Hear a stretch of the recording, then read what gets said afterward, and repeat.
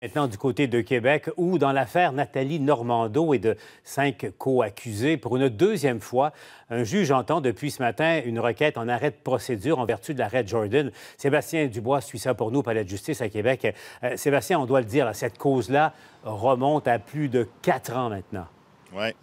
Oui, effectivement, parce que le début de l'audition de la requête en arrêt des procédures aujourd'hui pour Nathalie Normando et ses co-accusés, effectivement, remonte à cette vaste opération d'arrestation menée par l'UPAC il y a maintenant plus de 4 ans. 3 jours d'audience qui sont au calendrier. La première est aujourd'hui complétée. On devait au départ, il faut le dire, débattre de cette requête au mois de mars, mais on a reporté tout ça en raison de la pandémie. Là, la grande question qu'on se pose, et ce qu'on débat essentiellement, c'est à qui est imputable ces délais. Et oui, il y a cette requête qu'on débat, mais il y a d'autres requêtes qui vont devoir être réglées aussi avant la tenue d'un éventuel procès.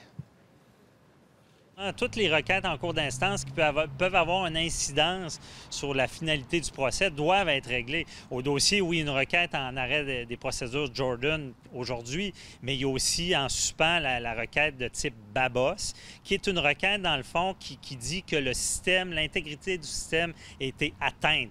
Et c'est très sérieux. Et ça aussi pourrait amener un arrêt des procédures si on se rend compte qu'effectivement, il y a eu des fuites médiatiques et savoir ces fuites-là, est-ce qu'ils viennent de la base de l'UPAC ou de la tête de l'UPAC?